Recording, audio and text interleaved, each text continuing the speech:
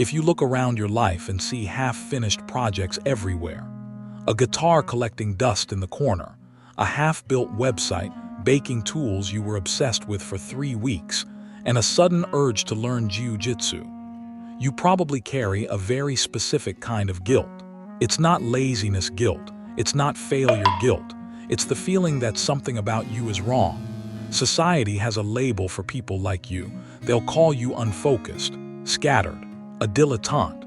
They'll tell you that you lack discipline, that you don't have what it takes to commit to one thing. And at some point, you probably started believing them. You feel like an imposter because you can't just pick one lane and stay in it. You might even use that familiar phrase to beat yourself up, jack of all trades, master of none. But almost no one remembers the rest of it. The full quote is, "A jack of all trades is a master of none, but often better than a master of one." And psychology suggests this constant pull toward new interests isn't a flaw. It's a signal. You're not failing to specialize. You're building something rarer, a type of thinking researchers sometimes call an M-shaped mind.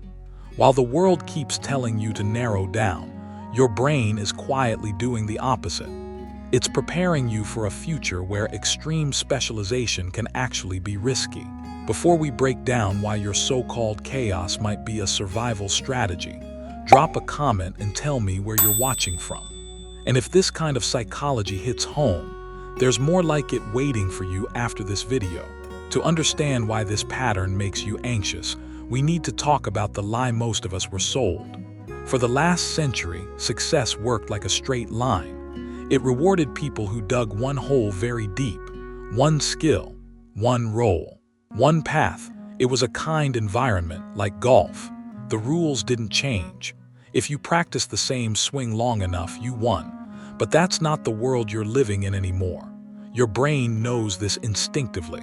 The modern world is what psychologists call a wicked environment. The rules shift constantly. Industries change overnight. Skills expire.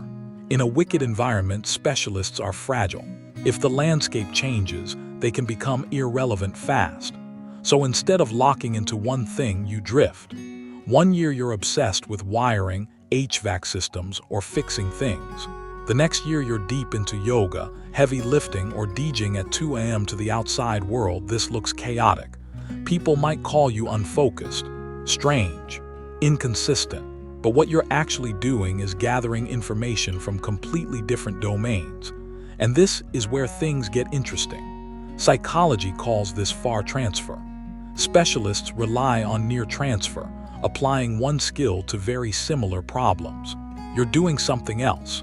You're training your brain to connect ideas that don't normally belong together. And that's where real adaptability comes from. Specialists tend to solve problems they've already seen, using the same familiar tools. You don't. You use something psychologists call far transfer. That means you take an idea from one completely unrelated field and apply it somewhere new. Think about the web developer who used to be a farmer or a beekeeper.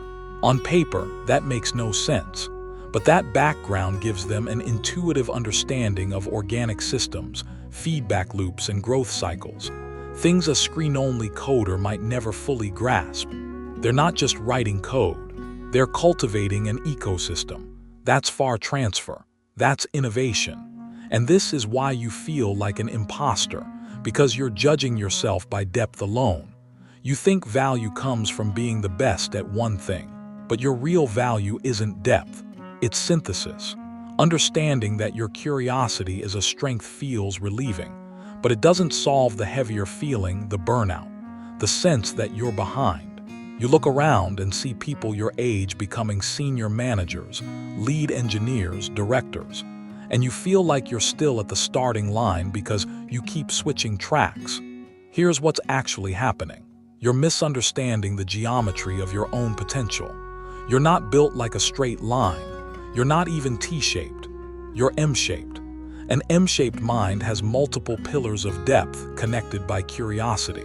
But here's the trap almost everyone falls into. You can't build all those pillars at the same time. If you try to learn data science, write a novel, and launch a business in the same month, you collapse. The people who actually make this work, true polymaths, follow something called serial mastery.